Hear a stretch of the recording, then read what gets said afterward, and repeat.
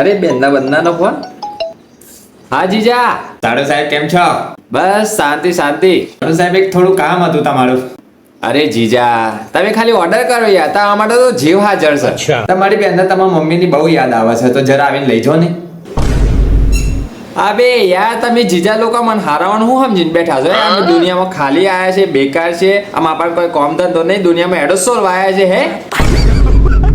જ્યારે હોય ત્યારે હું ઢૂ થઈને મને ફોન કરી દેવો છો કે બેનને લઈ જાય, બેનને મૂકી જાય, બેનને લઈ જાય, બેનને મૂકી જાય. તમે મને એક વાત કહો, જ્યારે નવા નવી લગ્ન થતું હતું તમારું, ત્યાં તો બહુ કાજુ ફાટી ને કરતું હતું. મારા બુન માટે તો હે લઈ જાઓ છો, લાવો છો, પાછા લઈ જાઓ છો, પાછો લાવો છો, બજારમાં લઈ જાઓ, પાછા લાવો છો, પકોડી ખાયો, પાછા લાવો છો હે. લગન એ પતિ ગયું ને હજી તો તમારું હનીમૂન નતું પતતું. આવું મારી બેનને 2 વર્ષ થઈ ગયો ને એ થોડી આવું મોટી થઈ ગઈ એટલે લઈને જવામાં શરમ આવે છે ને જીજા? હે એ જ વાત છે કે લઈને જવામાં શરમ આવે છે ને? બસ ભાઈ મારા પર દયા કરે, હું જ મૂકી છે બસ. ઓ એક્સક્યુઝ મી, લઈ જાય કોણ? હા હું જ લઈ જઈશ બસ. હવે ફોન મૂક તું. ઓ ગોગરા શેમ ફારો છો? ફોન તમે લગાવ્યો તો મીના તો લગાવ્યો. પોતાની ઘરવાળીના ડ્રાઈવર સમજીને બેઠા છે મને તો.